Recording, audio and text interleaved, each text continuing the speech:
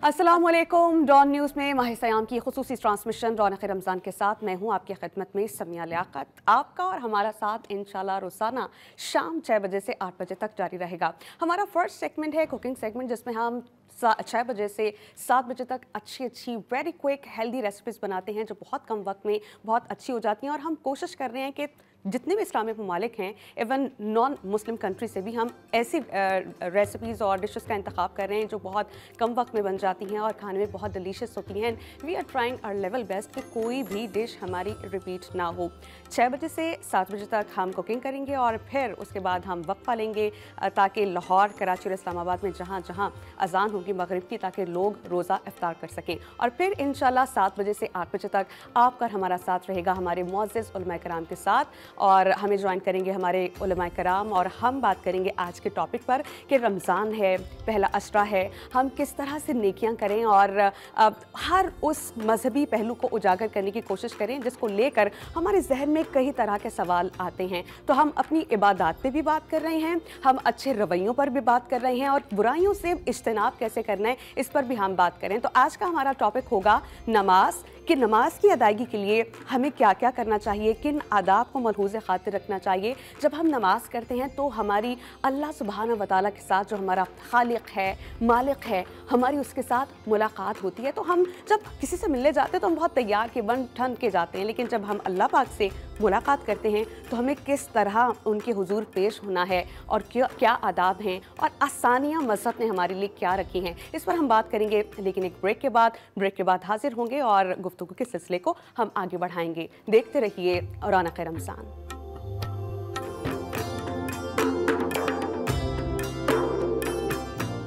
Welcome back after the break. आप देख रहे हैं रौनक रमज़ान और मैं हूं आपके साथ समिया लियाकत। आपका और हमारा साथ 6 से 8 बजे तक जारी रहेगा। और फर्स्ट सेगमेंट में हम कुकिंग करते हैं। आज है क्या और इसका इंतखाब हमने किस खत्ते से किया है ये आप जान सकेंगे segment Aftar around the world में।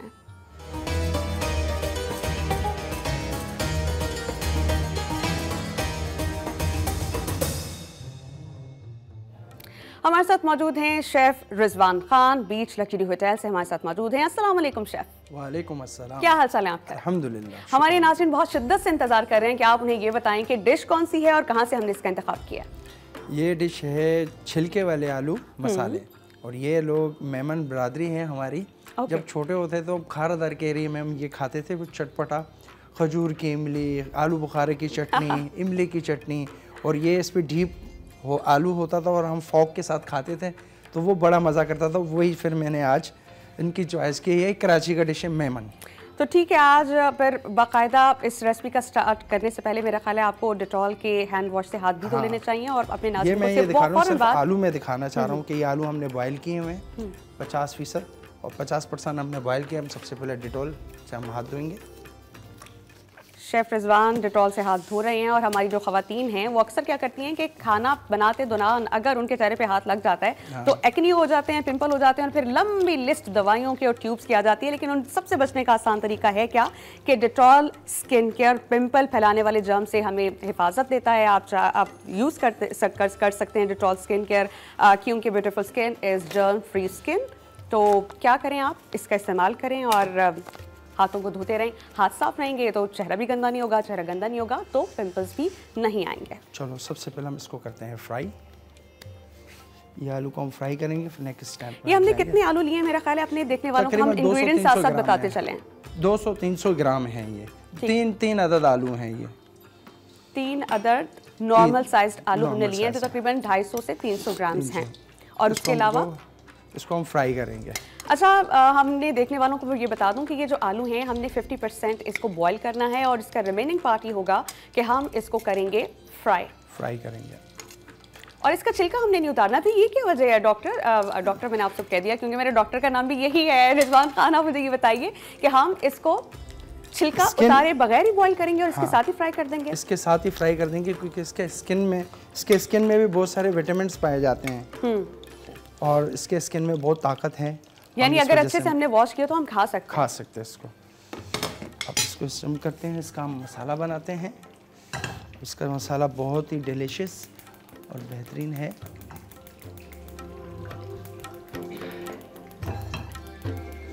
देखिए ये इस पर थोड़ा सा हमें ऑयल डालना है, तकरीबन कोई एक खाने का चम्मच। डिश का इंतखाब हमने किया पाकिस्तान के शहर कराची से, और ये अगर कहा जाए कि आसानी से ढाबों पे मिलने वाली खाना है तो उससे ये कहना बिल्कुल गलत नहीं होगा। आज हमने इसका इंतखाब किया है और तकरीबन आपने 250 से 300 ग्राम्स आलू लेने हैं, तादाद बढ़ा भी सकते हैं, इसके हमने छिलके बिल्कुल नहीं उतारने। जब तक हमारे आलू फ्राई हो रहे हैं हम एक लेते हैं शॉर्ट ब्रेक और उसके बाद आपकी खिदमत में हम हाजिर होंगे। देखते रहिए रौनक रमज़ान।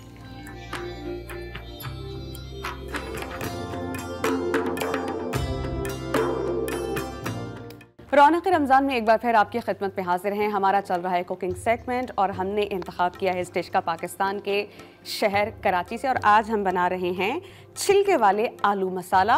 और चूंकि हमारे शेफ़ बीच लग्जरी होटल से, हम कोशिश करते हैं कि होटल में जो डिशेस होती हैं वो आपकी खिदमत में लाएं जो कम वक्त में अच्छी बन जाएं।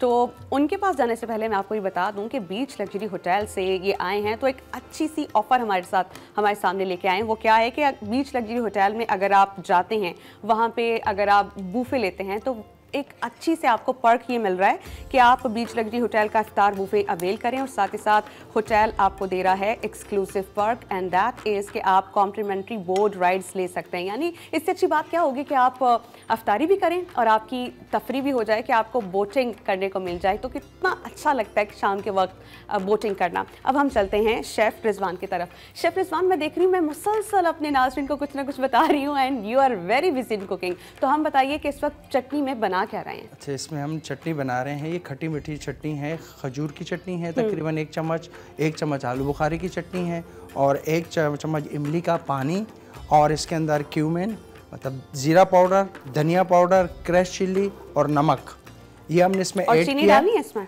हल्की सी चीनी भी डाल दो हस्बे जायका अगर ज़रूरत हो, क्योंकि खजूर की चटनी इसमें होती है। अगर ज़रूरत पड़े तो डाल दो, ज़रूरत ना पड़े तो ना डालो। और उसमें पानी डाल के हल्का सा लहसुन में सोते करना है इसको।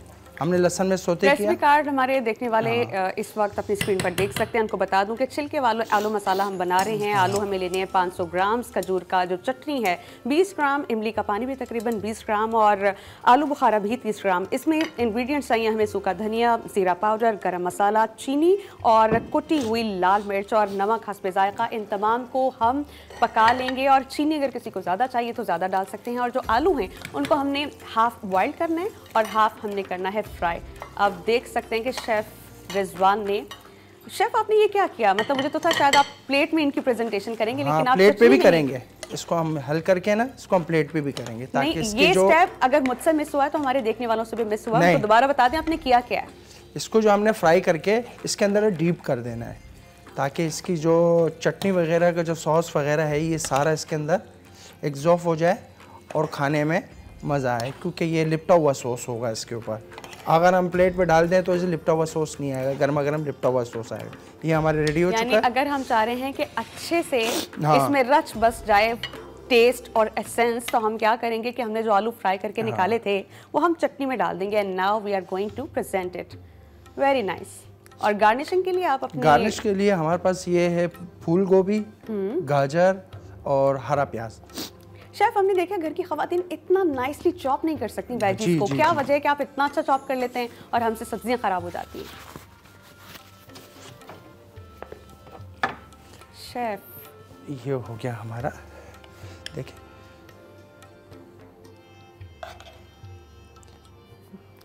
शेफ, मैं ये आपसे पूछ रही थी, शायद आप सुना नहीं, आप बहुत बिजी थे कुकिंग में और चीज़ें निकालने में। मैं ये जानना चाह रही हूँ कि ये जो वेजीज हैं आपने बहुत थिन और फाइन इसको वो किया हुआ है, चॉप हम नहीं कर सकते, उसकी क्या वजह है? क्या खास मशीन? इसमें शार्प मशीन तो नहीं, इसमें शार्प किस्म की जो है ना नाइफ की ज़रूरत होती है। वो अगर आपके पास है और आप हाथ से बचा सकते हैं तो ये आराम से आप काट सकती हैं। हमारी डिश तकरीबन रेडी है। शेफ़ रिजवान खान बीच लग्जरी होटल से हमारे साथ मौजूद थे। शेफ़, आपका बहुत शुक्रिया। आप ये डिश खाइएगा, बनाइएगा और हमें ये बताइएगा कि ये कैसी लगी। इसके अलावा आप हमें फीडबैक भेज सकते हैं 0800 14455 पे। एक ब्रेक लेंगे और उसके बाद आपकी खिदमत में हाजिर होंगे। और आज का हमारा जो टॉपिक है नमाज, उसकी अदायगी, उस पर हम बात करेंगे एक ब्रेक के बाद। आप देखते रहिए रौनक रमज़ान।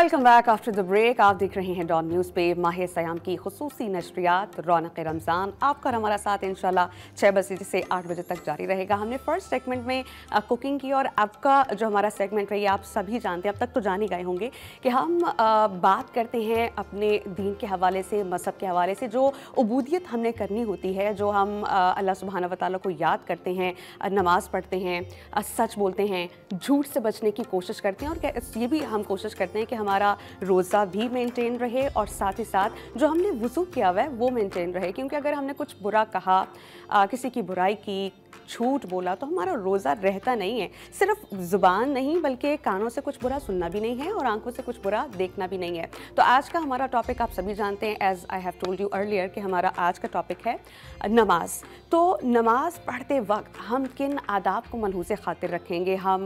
कभी हम देखते हैं कि हम नमाज जब पढ़ने के लिए खड़े होते हैं तो हमारे जहन में तरह तरह के ख्याल आते हैं कि फ़ौरन ख्याल आता है बच्चे वॉशरूम में हो गए, फिर ख्याल आता है आज कुकिंग करनी है, फिर ख्याल आता है कि सुबह ऑफिस जाना है, मैं कपड़े क्या पहनूंगी। तो इस प्रोसेस से हमने बचना कैसे है और अपनी नमाज को बेहतर कैसे बनाना है, इस पे हम बहुत डिटेल से बात करेंगे। नमाज बेसिकली है क्या, इस पे हम थोड़ी सी गुफ्तगू कर लेते हैं। अल्लाह सुब्हान व तआला की बारगाह समदियत में उसके फजलो करम और रहमत की जब हम तस्बीह करते हैं तो इसको नमाज करते हैं। और नमाज जब हम पढ़ रहे होते हैं हमने बहुत खुशो खुजू के साथ, यानी फुली फोकस्ड, आपने ये सोचना होता है कि मैं अपने खालिक से, मालिक से, अपने राज़िक से, जिसने मुझे पैदा किया, मैं उसकी बारगाह में इस वक्त खड़ा हूँ और मैं ये तसव्वुर करता हूँ कि मेरे सामने है और आप नमाज शुरू करते हैं। और मैंने तो ये भी सुना है कि जब आपके जहन में तरह तरह के ख्याल आए नमाज पढ़ते वक्त, तो उसका बेहतरीन तरीक़ा ये है इन ख्यालात से बचने का कि व्हेन यू आर रिसाइटिंग अल्हम्दुलिल्लाह रब्बिल आलमीन, तो उसके साथ साथ उसका तर्जुमा आपके जहन में चलता रहना चाहिए। जब आप अरबी के साथ साथ तर्जुमे पे भी फोकस करेंगे तो आपका पूरा ध्यान नमाज में रहेगा। और कभी आपको लगे कि भाई ऐसा भी नहीं हो रहा, तो थोड़ा सा अपनी आवाज़ को, थोड़ा सा, इतना नहीं कि लोग सुने, अपने लिहाज से थोड़ा सा अपनी आवाज़ से पढ़ें ताकि आपका ध्यान अगली आयत, अगले लफ्ज़ की तरफ रहे। तो फिर ये है कि आपका ध्यान डिस्ट्रैक्ट होगा नहीं। अब कुरान करीम की सूरह नूर की आयत मैं आपके सामने रखूँगी जिसमें ज़िक्र है, क्या तुमने नहीं देखा कि जो कोई भी आसमान और ज़मीन में है वो सब अल्लाह सुब्हाना व तआला की तस्बीह करते हैं और परिंदे भी फ़ज़ाओं में पर फैलाए हुए हैं उसकी तस्बीह कर रहे हैं और अल्लाह के हुजूर अपनी नमाज और तस्बीह को हर एक जानता है। नमाज है क्या? नमाज हमारे रब के साथ मुलाकात है और क़यामत के दिन सबसे पहला सवाल हमसे नमाज ही का होगा। और आपको पता है सबसे पसंदीदा अमल अल्लाह सुब्हाना व तआला का क्या है? कि इंसान सजदे में हो, गिड़गिड़ा के अपनी दुआ मांग रहा हो। जब हम सजदे में होते हैं तो अल्लाह सुब्हाना व तआला को इंसान की ये अदा बहुत ज़्यादा पसंद होती है। इसलिए कहा जाता है कि अगर आपकी कोई दुआ कबूल नहीं हो रही, आप बहुत ज़्यादा परेशान है, तो उसके लिए 5 वक्त की नमाज़ पढ़िए, हर नमाज के बाद दुआ कीजिए और इसके अलावा आप सजदा रेज़ होकर अपनी दुआ भी कर सकते हैं। तो नमाज है क्या, मज़ीद जानने की हम कोशिश करेंगे अपने मुअज़्ज़िज़ उलमा कराम से। ब्रेक के बाद आपका इंटरव्यू उनसे कराएंगे और इस गुफ्तगू के सिलसिले को हम आगे बढ़ाएंगे। तो कहीं नहीं जाइएगा, देखते रहिए Raunak Ramzan. Welcome back after the break. अफ्तारी सब कर चुके हैं और सबका रोज़ा अफ्तार भी हो चुका है। यकीनन आप लोगों ने बहुत अच्छे तरीके से आज का रोज़ा गुजार लिया होगा और दुआएं भी की होंगी। आज का हमारा टॉपिक है नमाज पर हम बात करेंगे। कुरान करीम में और बहुत सी अहादीस में इसका हुक्म है। कुरान करीम में तकरीबन 92 जगह पर इसका हुक्म है और हमें ये कहा गया है कि हम पर फ़र्ज़ है। और इसके अलावा नमाज, जहाँ जहाँ नमाज का जिक्र है वहीं वहीं ज़कात का भी जिक्र है। सूरह बकरा की आयत है, और नमाज कायम किया करो और ज़कात दिया करो और रुकू करने वालों के साथ रुकू किया करो। और सूरह निसा में एक जगह है, और वो नमाज कायम करने वाले हैं और ज़कात देने वाले हैं और अल्लाह और क़यामत के दिन पर ईमान रखने वाले हैं, ऐसे ही लोगों को हम अन करीब बड़ा अजर अता फरमाएंगे। ये अल्लाह सुब्हाना व तआला अपने उन बंदगी करने वाले उन बंदों के बारे में कह रहे हैं जो अल्लाह को मानते हैं, रसूल करीम को मानते हैं, अहकामात की रोशनी में नमाज अदा करते हैं। तो नमाज है क्या, इस बारे में हम जानेंगे। हमारे साथ स्टूडियोज़ में मौजूद हैं हमारे मुअज़्ज़िज़ उलमा कराम मुफ्ती नूर रहमानी साहब और डॉक्टर सरवत अस्करी साहिबा। आप दोनों को अस्सलाम वालेकुम। वालेकुम सलाम। मुफ्ती नूर रहमानी साहब, सबसे पहले तो मैं आपसे ये जानना चाहूँगी कि नमाज के कितने अरकान हैं और हमें नमाज अदा किस तरह से करनी चाहिए जिस तरह अदा करने का हक़ है? नहमदु व नसल्ली अला रसूलिहिल करीम अम्मा बाद फ़अऊज़ु बिल्लाहि मिनश्शैतानिर रजीम बिस्मिल्लाहिर रहमानिर रहीम क़ाल अल्लाहु तआला फ़िल क़ुरआनिल मजीद वल फ़ुरक़ानिल हमीद वक़ीमुस्सलाह व आतुज़्ज़काह व क़ाल अल्लाहु तआला मक़ामन आख़र ज़ालिकल किताबु ला रैब फ़ीहि हुदल लिल मुत्तक़ीन अल्लज़ीना युमिनूना बिल ग़ैब व युक़ीमूनस्सलाह सदक़ल्लाहुल अज़ीम व सदक़ा रसूलुहुन नबियुल करीमुल अमीनुर रऊफ़ुर रहीम। तमाम तारीफ़ें अल्लाह सुब्हानहु व तआला के लिए और दुरूद व सलाम हम सब के आका, हम सब के मौला, ताजदार मदीना, ताजदार कायनात हुज़ूर मुहम्मदुर रसूलुल्लाह सल्लल्लाहु अलैहि वसल्लम। क़ुरान मजीद फ़ुरक़ान हमीद में मुतअद्दिद बार जिस इबादत का ज़िक्र अल्लाह सुब्हानहु व तआला ने किया है वो है नमाज। जब हम इब्तदा करते हैं सूरह बक़रा की पहली और दूसरी आयत के अंदर, पहली आयत में फरमाया हुदल लिल मुत्तक़ीन, हिदायत है मुत्तक़ीन के लिए। कौन है मुत्तक़ीन? अल्लज़ीना युमिनूना बिल ग़ैब, जो गैब पर ईमान लाते हैं। दूसरा फरमाया व युक़ीमूनस्सलाह, और नमाज को कायम करते हैं। फिर आगे फरमाया व इसी पारे के अंदर व अक़ीमुस्सलाता व आतुज़्ज़काता वरकऊ मअर राकिईन, नमाज को कायम करने वाले, ज़कात देने, वक़ीमुस्सलाह व आतुज़्ज़का वरकऊ मअर राकिईन, और रुकू करने वालों के साथ शरीक रुकू हो जाओ। जहन में रखिएगा कि तमाम अंबिया अलैहिस्सलाम पर अल्लाह सुब्हानहु व तआला ने इबादत को फ़र्ज़ किया है। तमाम अंबिया अलैहिस्सलाम की जो मजमूआ इबादत है, अल्लाह ने नमाज की मुकम्मल और हसीन सूरत उम्मत मुस्तफ़ा सल्लल्लाहु अलैहि वसल्लम को अता कर दी। अब मैं आपको यहाँ एक बात अर्ज़ करता चलूँ, नमाज और सलात में फ़र्क क्या है। नमाज दरअसल फ़ारसी ज़बान का लफ्ज़ है, और जो असल लफ्ज़ है जो शरीयत ने हमें बताया वो सलात है, जिसका लुग़वी माना बनता है नमाज। तमाम अरकान, आज़ा और जवारे के साथ अल्लाह सुब्हानहु व तआला की बारगाह में सजदा, रुकू, क़याम और क़िराअत करना, ये नमाज है। सलात का माना रहमत है, सलात का माना बरकत है, सलात का माना अरबी के अंदर दुआ है। तो यानी कि जब हम ये अफ़आल को अंजाम देते हैं तो हम अल्लाह सुब्हानहु व तआला की बारगाह में रहमत के तलबगार होते हैं। हम अल्लाह सुब्हानहु व तआला की रहमत के साथ हो जाते हैं। अल्लाह सुब्हानहु व तआला की रहमत हमारे शामिल हाल हो जाती है, अल्लाह की मायत हमारे करीब हो जाती है, और हम अल्लाह सुब्हानहु व तआला के करीब हो जाते हैं। ये नमाज के फ़लसफ़ा जो अल्लाह सुब्हानहु व तआला ने हमें अता किया है। आपा, अब आपसे जानना चाहूँगी कि नमाज की अहमियत है क्या? जगह जगह कुरान करीम में इसका जिक्र है, बहुत मुफस्सिल हमें मुफ्ती नूर रहमानी साहब ने बताया। हमें नमाज की अदायगी करनी किस तरह से चाहिए कि अल्लाह के हुजूर हम जब पेश होते हैं हक़ अदा हो जाए उस इबादत का? बिस्मिल्लाहिर्रहमानिर्रहीम, अस्सलाम वालेकुम। मैं आपको, आपकी पूरी टीम को माह रमज़ान मुबारक के चौथे रोज़े की अफ्तार करने की मुबारकबाद देती हूँ, और इस दुआ के साथ कि परवरदिगार आलम इस माह रमज़ान मुबारक को हम सब के लिए रहमतों और बरकतों का महीना करार दे, मग़फ़िरतों का महीना करार दे। आपका उन्वानी गुफ्तगू बहुत खूबसूरत है, इसलिए कि आपने आज नमाज को मौज़ूए गुफ्तगू बनाया है। पैगम्बर अकरम सल्लल्लाहु अलैहि वसल्लम की तालीमात में नमाज का हमें बहुत ज़्यादा तज़किरा मिलता है। ख़ुद कुरान मजीद में परवरदिगार आलम ने नमाज का ज़िक्र किया, जैसा कि अभी मुफ्ती साहब ने बताया। बिल्कुल वैसे ही जैसे हम सूरह मोमिनून की तिलावत करते हैं, तो जब सूरह मोमिनून की इब्तिदा में जब साहिबान ईमान की निशानियाँ बताई गई, तो उसमें एक निशानी ये भी थी कि वह सलातहुम खाशिऊन, वो खुशू खुशू के साथ अपनी नमाज को अदा करते हैं। तो हमको नमाज बेपरवाह दिल के साथ, जिस तरह दुआ के अहकामात हैं, बिल्कुल वैसे ही अहकामात नमाज के लिए, यानी बेपरवाह दिल के साथ नहीं, बोझ उतारने के लिए नहीं, फ़र्ज़ अदा करने के लिए नहीं, सिर्फ अटेंडेंस लगाने के लिए नहीं, बल्कि नमाज को अगर पूरी शराइत के साथ पढ़ी जाए, पूरी तवज्जो के साथ पढ़ी जाए, पूरी खुशू खुशू के साथ पढ़ी जाए, तो वो परवरदिगार आलम के हुजूर में यकीनन कबूल मकबूल होती है। अच्छा, एक बात मैं अर्ज़ करती चलूँ कि इस्लामी रिवायात और हिकायात में बहुत सारी ऐसे हिकायतें हैं जो कि हम सब के लिए तवज्जो का बाइस है। एक शख्स जो कि पैगम्बर अकरम सल्लल्लाहु अलैहि वसल्लम के ज़माने में मस्जिद नबवी में दाखिल हुआ। अब सहाबा कराम भी उसकी जानिब, नया नया मुसलमान हुआ था। अब पैगम्बर अकरम सल्लल्लाहु अलैहि वसल्लम भी उसकी जानिब मुतवज्जो हुए, असहाबा कराम भी उसकी जानिब मुतवज्जो हुए। अब वो दाखिल हुआ, उसने नमाज पढ़ने के लिए नियत बांधी, और खटाखट जल्दी, यानी ना उसको रुकू से ही ना सुजूद से ही, और वो नमाज पढ़ा कर वो रुखसत भी हो गया मस्जिद से। हुजूर नबी करीम सल्लल्लाहु अलैहि वसल्लम ने सहाबा कराम से पूछा कि तुमने कुछ देखा, कि क्या नज़र आया? सहाबा कराम ने कहा कि या रसूलुल्लाह सल्लल्लाहु अलैहि वसल्लम, इस आदमी के तो कुछ भी सही नहीं था। पैगंबर अकरम सल्लल्लाहु अलैहि वसल्लम ने फरमाया, इसलिए कि अभी दिल के अंदर, रूह के अंदर इस्लाम नहीं उतरा है। जब दिल और रूह के अंदर बड़ी खूबसूरती के साथ मज़हबी इस्लाम उतर जाता है तो फिर आदात में खूबसूरती पैदा होती है और आदात में एक तसलसल पैदा होता है और इंसान अहकाम इस्लामी को समझने के काबिल हो जाता है।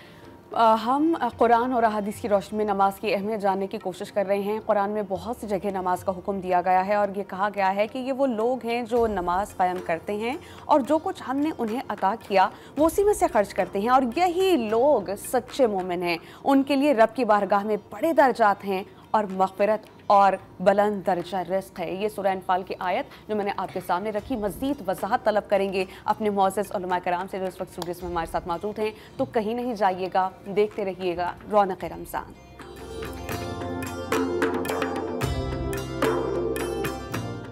ब्रेक के बाद एक बार फिर आपकी खिदमत में हाजिर हैं और आज का हमारा गुफ्तगू का जो टॉपिक है वो है नमाज। हम बात कर रहे हैं नमाज के हवाले से कि ये कितनी अहम है, यही जानेंगे हम हमारे मुअज़्ज़ज़ उलमा कराम से। मुफ्ती नूर रहमानी साहब और डॉक्टर सरवत अस्करी साहब हमारे साथ मौजूद हैं।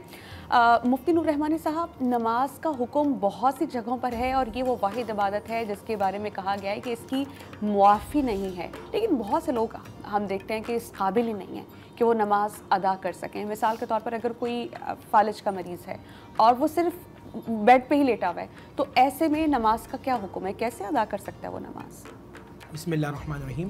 देखिए, नबी अलैहिस्सलाम के ज़माने में बैनल अब्दी व कुफ्र, ये हदीस के अल्फाज हैं कि बंदे और कुफ्र के दरमियान सहाबा कहते हैं हम जो फ़ैसला करते थे वो नमाज पर करते थे। यानी कि जो शख्स नमाज पढ़ता था उसे मोमिन समझते थे और जो नमाज नहीं पढ़ता था उसे दार इस्लाम से खारिज समझते थे। इतना अहमियत और इतना मकाम था नमाज का।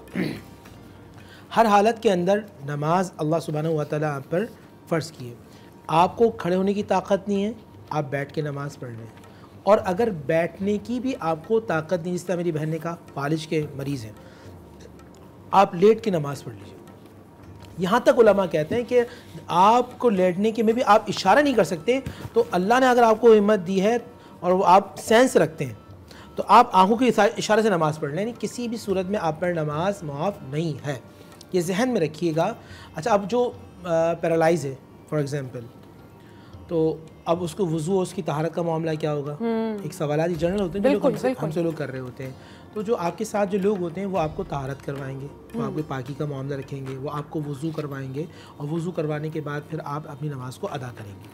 और मिसाल के तौर पर अगर कोई, आजकल तो खैर बहुत तरक्की कर चुका है ज़माना, अब वो वाले हालात नहीं है कि आपके पास पानी मुयस्सर नहीं है तो आप क्या करें, लेकिन जस्ट इन केस अगर आप कहीं फंस गए हैं, आप मिसाल के तौर पर अगर आप दौरान सफ़र जा रहे हैं, कहीं गाड़ी ख़राब हो गई, ट्रेन ख़राब हो गई, बस ख़राब हो गई और आपके पास पानी नहीं है वज़ू करने के लिए, तो ऐसे में तयम्मुम का कहा गया। तो वो तरीक़ाकार भी मुझे बता दें, क्योंकि बहुत से लोग ये जानना चाहते हैं और इनफैक्ट मैं भी जानना चाहती हूँ कि ऐसा अगर हो तो हम वज़ू किस तरह करें, और मुसाफिर की नमाज के बारे में भी। देखिए, मैं इसमें दो मसले बयान कर देता हूँ। एक तो ये कि आपके पास मिसाल के तौर पर इससे भी कम पानी है, मैं मिसाल दे रहा हूँ लोगों को दिखाने के लिए कि इससे भी कम पानी, हाफ आपके पास बॉटल है, तो अब जो देखिए 3 मरतबा धोना ये नबी अलैहिस्सलाम की सुन्नत है, मगर आप उसमें जो है रुकू के जो फ़राइज़ हैं वो आप अदा कर लीजिए और एक ही मरतबा कर लें, एक मरतबा कुर्ली कर लें, आप मुँह धो लें, मसा कर लें, यहाँ तक टखनों तक धो लें आप, ठीक है। दूसरा ये कि अब ये पानी भी ना पे दें, बिल्कुल भी पानी नहीं आपके पास मौजूद, तो आप कुरान के अंदर दरबान का मतलब 2 मरतबा मट्टी में मारना, हाथों का और चेहरे पे 2 मरतबा आप मट्टी से इसको झाड़ेंगे और मट्टी को मुंह पे मसा कर लेंगे, तयम्मुम हो जाएगा। ठीक है। मैं आपके सामने ये सवाल रखना चाहूँगी कि हम जब नमाज में खड़े होते हैं, अच्छा ये हम सब जानते हैं कि ये हमारी अल्लाह पाक से मुलाकात का वक्त है, इसमें हमें बहुत ही खुशो खुजू का लफ्ज़ आपने इस्तेमाल किया, मैं इसकी तारीफ़ भी आपसे जानूँगी। तो हमें बहुत एक, जैसे हम किसी के घर जाते हैं, तैयार होकर जाते हैं, बहुत खूबसूरत प्यारा बन के जाते हैं कि हमें अच्छा दिखना है, मेरी मुलाकात है किसी से, लेकिन जब आप अल्लाह के पास जा रहे हैं कितनी तैयारी के साथ जाना चाहिए? और दूसरा सवाल इसी से मैं जुड़ा हुआ कर देती हूँ कि जैसे ही हम अल्लाह की बारगाह में खड़े होते हैं, नमाज के लिए क़याम करते हैं, तो तरह तरह के ख्याल आना शुरू हो जाते हैं कि आज ये वाले कपड़े नहीं हैं, आज कुकिंग में क्या करूँ, आज बच्चे ने ये कर दिया, फलां की फ़ीस जमा करानी है। ऐसे काम जो आप भूले हुए होते हैं, वो सारे काम क्यों आपके जहन में आते हैं और इससे बचा कैसे जाए?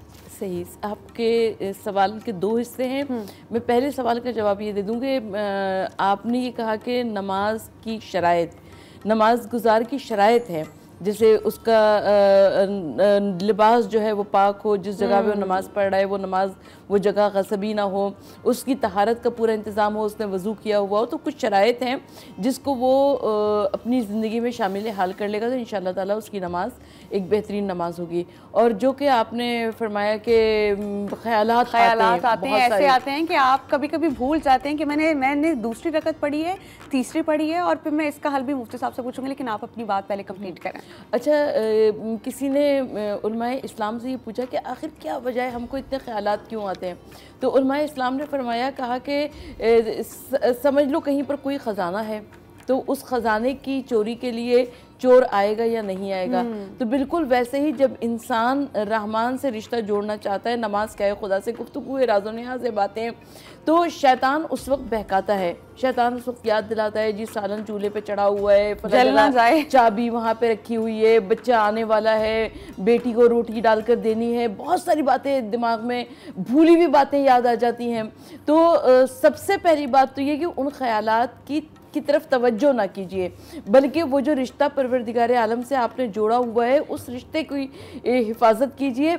और उसके अलावा आपने फरमाया कि रिकातें तक भूल जाता है इंसान, तो रिकातें भूल जाने का जहाँ तक है कि गालिब गुमान जहाँ पर हो, यानी अगर आपको ये ख्याल है कि शायद तीसरी रिकात पढ़ी तो तीसरी रिकात ही उसको तसव्वुर करें और उसके बाद आगे नमाज को कंटिन्यू करें। मुफ्ती नूर रहमानी साहब, मिसाल के तौर पे आपसे अगर मैं नमाज़ पढ़ी, मैं अपनी बात करती हूँ, नमाज़ पढ़ते हुए एक तो मैं मिसाल के तौर पर ये भूल गई कि मेरी रकत कौन सी है, ऐसे में क्या करूँ?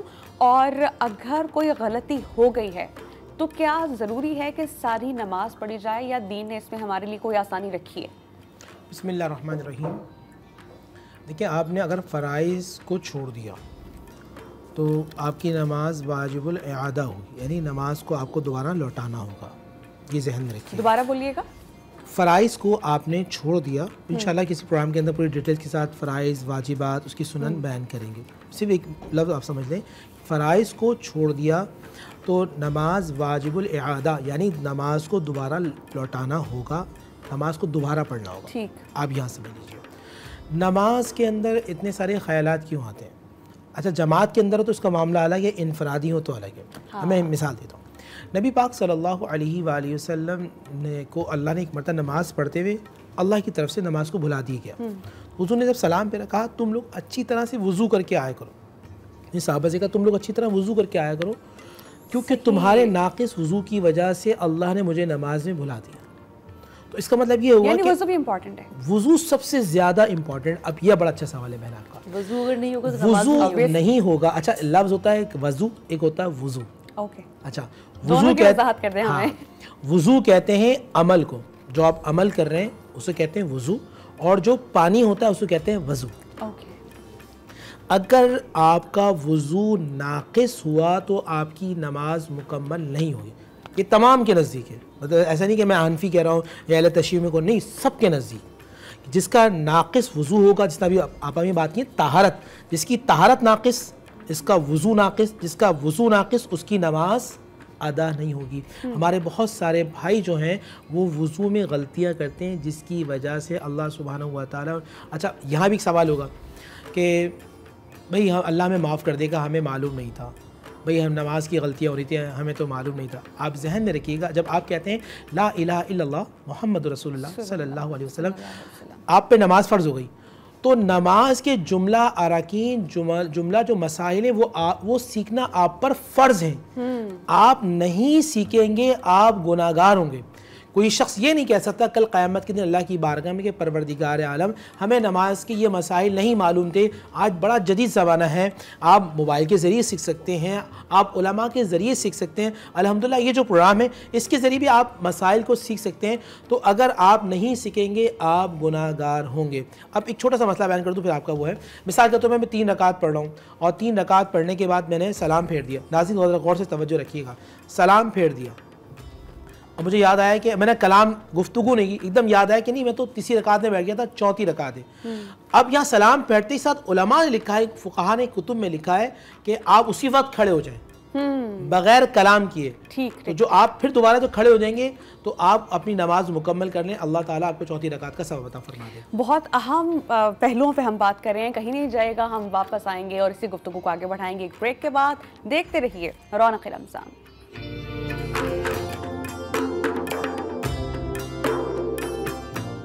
ब्रेक के बाद एक बार फिर आपको खुशामदीद कहेंगे और आज का हमारा गुफ्तगू का टॉपिक है नमाज। नमाज पर हम बात कर रहे हैं। कुरान में जगह जगह नमाज पढ़ने का हुक्म दिया गया है और यही नहीं, अहादीस मुबारका में भी बहुत ज़्यादा एम्फसाइज़ किया गया है कि you have to offer your prayers. तो हज़रत आयशा रज़ी अल्लाह ताला अन्हा से रिवायत है कि नबी करीम सल्लल्लाहु अलैहि वसल्लम ने फरमाया कि अल्लाह के नज़दीक सबसे अफजल नमाज नमाज मगरिब है। जो उसके बाद 2 रकात पढ़े तो उसके लिए अल्लाह सुब्हानहू व तआला जन्नत में घर बनाएंगे और जिसमें वो अपनी सुबह देख सकेंगे और वहीं से राहत पाएंगे। इतनी इंपॉर्टेंट चीज़ कि आप नमाज तो पढ़ें, लेकिन अगर मगरिब के बाद आपने 2 नमाज के मज़ीद नफल पढ़ लिए तो आपका घर जन्नत में बिल्ड हो जाएगा। आप जन्नत के हवाले से भी बात करेंगे, लेकिन इसके फ़ज़ाइल क्या हैं, फ़यूज़ व बरक़ात क्या है, घर में कितनी बरकत होती है नमाज़ पढ़ने से, ये हम जानेंगे मुफ्ती नूर रहमानी साहब से। जी मुफ्ती साहब। बिस्मिल्लाहिर्रहमानिर्रहीम। अभी आपने जो बात की बाद नमाज मगरिब की, एक हदीस ये भी है कि जो शख्स नमाज मगरिब की सुन्नत और नफिल पढ़ने के बाद 2 रकात नमाज नफिल पढ़ेगा तो 6 रकात हो जाएंगी और एक में 12 रकात। तो जो शख्स 6 रकात पढ़ेगा अल्लाह ताला उसे 12 साल की इबादत का सवाब अता फरमाएगा। सुभान अल्लाह। अच्छा, ये रमज़ान के अलावा है और जो रमज़ान में करता है तो हमने अहादीस में पढ़ा है कि अल्लाह सुब्हानहू व तआला एक फ़र्ज़ पढ़ने का 70 फ़र्ज़ 70 मर्रा 70 फ़र्ज़ के बराबर सवाब अता फरमाता है और जो शख्स नफिल पढ़ता है अल्लाह ताला उसे फ़र्ज़ के बराबर सवाब अता फरमाता है। तो मेरे भाई मेरी बहनें बैठी हैं, आप नमाज मगरिब की जब नमाज़ अदा करें तो 2 रकात नमाज़ पढ़ लें, इससे अल्लाह ताला आपको रोज़ाना 12 साल के इबादत का सवाब अता फरमाएगा। इसके फ़ज़ाइल क्या हैं? नबी अलैहिस्सलाम ने एक मिसाल दी और बड़ी प्यारी मिसाल। आका अलैहिस्सलाम ने फरमाया, तुम्हारे घर के सामने एक नहर हो और उस नहर में पानी जारी हो और तुम जाके रोज़ाना 5 मरतबा उसमें जाके गुस्ल करो तो क्या तुम्हारे जिस्म पे मैल कुचेल रहेगा? साहबा ने कहा या रसूल अल्लाह, बिल्कुल नहीं रहेगा। तो फरमाया जो शख्स 5 मरतबा 5 वक्त नमाज बाजमात अदा करता है तो अल्लाह ताला उसके तमाम गुनाहों को मुआफ़ फरमा देते हैं। इसी तरह एक सहाबी रसूल सल्लल्लाहु अलैहि वसल्लम के साथ अल्लाह के नबी जा रहे हैं, वो कहते हैं, सहाबी कहते हैं कि सर्दी का दिन था, हुज़ूर सल्लल्लाहु अलैहि वसल्लम में टहनी जो है दरख्त की निकली हुई थी, हुज़ूर ने झाड़ा तो पत्ते बहुत तेज़ी से गिरे। सहाबी ने पूछा या रसूल अल्लाह ये क्या है? फरमाया जो शख्स नमाज पढ़ता है अल्लाह की बारगाह में तौबा करता है अल्लाह सुब्हानहू व तआला उसके गुनाहों को इस तरह मुआफ़ कर देते हैं। नमाज की पाबंदी कीजिए। और फिर एक हदीस रसूल सल्लल्लाहु अलैहि वसल्लम में जब कोई सख्त अमर आता, अमर कहते हैं मुश्किल वक्त, जब कोई मुश्किल वक्त आता, कोई तकलीफ आती, कोई आजमाइश आती तो अल्लाह के नबी सल्लल्लाहु अलैहि वसल्लम नमाज से मदद हासिल करते हैं। खुद कुरान में या अय्युहल्लज़ीना आमनू इस्तईनू बिस्सब्रि वस्सलाह इन्नल्लाहा मअस्साबिरीन। और हम देखते हैं मैदान करबला के अंदर जब सैयदना इमाम आली मकाम पर एक सख्ती और मुश्किल वक्त आया, आपके सामने आपके जवान बेटे, आपके भाई, आपके बच्चों को शहीद कर दिया गया, मगर असर की अजान के वक्त अल्लाह के नबी सल्लल्लाहु अलैहि वसल्लम के प्यारे नवासे सैयदना इमाम हुसैन रज़ियल्लाहु ताला उस मुश्किल वक्त में भी नमाज को कायम कर कर बता दिया कि किसी भी हाल में नमाज मुआफ़ नहीं है और छोड़नी भी चाहिए और नहीं चाहिए। और यही अल्लाह से आपके ताल्लुक़ को बताती है कि कितना स्ट्रॉन्ग ताल्लुक़ है कि किसी भी किस्म की परेशानी है, किसी भी किस्म के हालात हैं, लेकिन आप अल्लाह के हुजूर पेश हो रहे हैं। इंसान घर जाता है ना रोज़ अपने, किसी दिन ना जाए तो माँ कितना परेशान हो जाती है। तो हम अपने परवरदिगार के सामने क्यों ना जाएं। अब शैतान की तो जंग है ही इंसान से। शैतान ने कसम खाई थी कि वो हर नेक काम करने से और नमाज पढ़ने से, सजदा ही नहीं किया था तभी तो निकाला था उसे, तो उसने कसम खाई थी कि मैं अल्लाह के बंदों को नमाज पढ़ने नहीं दूंगा। जब एक मोमिन बड़े दिल के साथ बारगाह में हाजिर होकर सजदा करता है, शैतान की हालत कैसी होती होगी? अच्छा, हम कहते हैं कि शैतान ने हमको बहका दिया, लेकिन याद रखिएगा कि तौबा एक ऐसा अमल है कि जिसकी वजह से शैतान हमसे परेशान रहता है, क्योंकि इधर उसने बहकाया, इधर इंसान ने तौबा कर ली, अब वो उसका नामा अमाल बिल्कुल पाक साफ हो गया, तो अब शैतान परेशान हो गया। तो याद रखिए कि शैतान तो हर जगह बहकाता है। शैतान अमेरिका में भी बहकाता है, शैतान लंदन में भी बहकाता है, शैतान कराची में भी बहकाता है। और लेकिन इंसान को अल्लाह से रिश्ता जोड़े रखना है और शैतान से रिश्ता तोड़ने की कोशिश करनी है। और उसके बेहतरीन जो तरीक़ा है वो है नमाज, क्योंकि नमाज मोमिन की मेराज है और कब्र में जो पहला सवाल किया जाएगा वो नमाज के मुताल्लिक़ किया जाएगा। तो नमाज कायम करना ज़रूरी है। और बहुत सारी मरतबा जैसा कि मैंने पहले अर्ज़ किया था कि नमाज इंसान फ़राइज़ अदा करता है, जैसे इस सर से बोझ उतारा जाता है, जैसे कि कितनी मरतबा इंसान की तबीयत आमादा नहीं होती नमाज़ पढ़ने के लिए, लेकिन उसके बावजूद आप नमाज़ पढ़िए क्योंकि आपकी ज़िंदगी के तमाम काम आसान होते चले जाएंगे। ये एक आम मुशाहिदा है कि आप जब नमाज को अपनी ज़िंदगी में शामिल करते हैं तो आपकी ज़िंदगी में आसानियाँ शामिल होती चली जाती हैं, और जब वो आसानियाँ शामिल होती चली जाती हैं तो इंसान नमाज से ज़्यादा करीब हो जाता है। आपने कहा कि हमें नमाज़ पढ़नी चाहिए, आपके तमाम काम खुद ब खुद होते चले जाएंगे। मैं आपसे किस्सा शेयर करती हूँ कि देखिए आजकल टेक्नोलॉजी बहुत जदीद है, हमारे पास हाथ में फ़ोन्स होते हैं, टैब्स होते हैं, लैपटॉप्स हैं, एक्सेस टू एनीवेयर, ठीक है। अब I was seeing a clip जिसमें मैंने एक रशियन मैजिशियन का इंटरव्यू सुना। उससे पूछा कि आप ब्लैक मैजिक करती हैं, आपको सबसे ज़्यादा मुश्किल कब होती है? तो उसने अपना एक्सपीरियंस बयान किया कि मुझे सबसे ज़्यादा मुश्किल मुस्लिम पे अपना अमल करते वक्त होती है। तो इंटरव्यू करने वाले ने पूछा ऐसा क्यों? तो उसने कहा कि मैं जो अमल करती हूँ मुझ पर रिवर्स हो जाता है। वो कैसे होता है? कहती है कि मुसलमान उसने कहा कि जब मुझे ये इतनी तंगी हुई तो मैंने देखा, जानने की कोशिश की कि मुसलमान इतना प्रोटेक्ट क्यों रहते हैं। तो उसने कहा कि मैंने ये जान पाई बहुत देखने के बाद कि मुसलमान दिन में 5 वक्त की नमाज पढ़ते हैं, अल्लाह सुब्हानहू व तआला के सामने सजदा करते हैं, और फिर हम आयतुल कुर्सी भी पढ़ते हैं, और अगर हम अपने अमाल करते हैं, हम तीनों कुल पढ़ रहे हैं, और अगर हम ये कर रहे हैं रोज़ाना, तो आप जितनी देर तक बावुज़ू हैं, जितनी नमाज़ें पढ़ रहे हैं, जो आपने अमाल किया, आप हिसाब में रहेंगे। तो सबसे ज़्यादा मुश्किल उसने कहा मुझे तब होती है कि मैं मुसलमानों पर अपना अमल कर नहीं सकती। तो आप इसी से अंदाज़ा लगाइए कि अल्लाह सुब्हानहू व तआला हम सबको अपनी अमान में रखते हैं अगर हम अल्लाह के सामने पेश हों। हमने नमाज की बात की है, वुज़ू की बात की है, अज़ान के हवाले से भी हम बात करेंगे, लेकिन अभी हमें कहा जा रहा है कि we have to take a very short break. तो कहीं नहीं जाइएगा, गुफ्तगू के सिलसिले को आगे बढ़ाएंगे, देखते रहिए रौनक-ए-रमज़ान।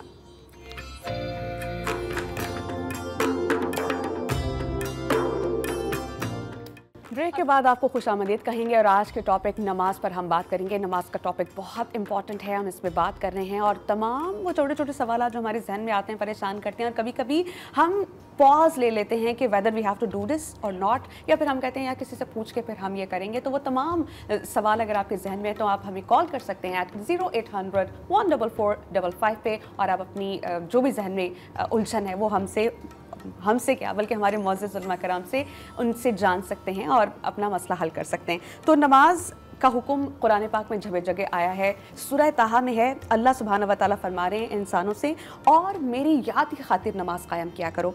सूरह मरियम में ये है कि और वो अपने घर वालों को नमाज और ज़कात का हुक्म देते थे और अपने रब के हुजूर मकाम मर्जिया पर फाइज थे। ये वो मकाम है जिस पर अल्लाह किसी शख्स से राज़ी हो जाते हैं। अल्लाह पाक हम सब से राज़ी रहें और हमें अपनी रज़ा में राज़ी रहने की तौफ़ीक़ अता फ़रमाएं, आमीन। हम नमाज का जिक्र कर रहे हैं तो नमाज से जुड़ी हुई बहुत सी चीज़ें हैं। वुज़ू कितना इंपॉर्टेंट है, उसकी मेंटेनेंस कितनी इंपॉर्टेंट है, इस पर हमने बात की, नमाज पर भी बात हो रही है। लेकिन नमाज का एक बुलावा भी है, अज़ान। जब अज़ान हो रही होती है तो हमें क्या करना चाहिए, ये मैं जानती हूँ मुफ्ती नूर रहमानी साहब से। मुफ्ती साहब, अज़ान के वक्त क्या आदाब हैं अज़ान के, और ये भी बताइएगा कि हुक्म क्या है अज़ान के बारे में कि जब अज़ान हो रही हो क्या हमें उसका जवाब भी देना चाहिए? बिस्मिल्लाहिर्रहमानिर्रहीम। जब अज़ान का वक्त हो, अज़ान शुरू होने वाली हो, तो हमें तमाम काम को छोड़कर अज़ान का जवाब देना चाहिए। इमाम अहमद बिन हम्बल रज़ियल्लाहु तआला ने ये रवायत नकल की है कि जब मौज़िन कहे अल्लाहु अकबर तो आप भी रिपीट करें अल्लाहु अकबर अल्लाहु अकबर। जब मौज़िन कहे अशहदु अल्ला इलाहा इल्लल्लाह तो आप भी कहें अशहदु अल्ला इलाहा इल्लल्लाह। जब वो कहे अशहदु अन्ना मुहम्मदुर रसूलुल्लाह तो आप भी कहें। जब वो हय्या अलस सलाह और हय्या अलल फलाह कहे तो आप उस पर कहें ला हौला वला कुव्वता इल्ला बिल्लाहिल अलिय्यिल अज़ीम।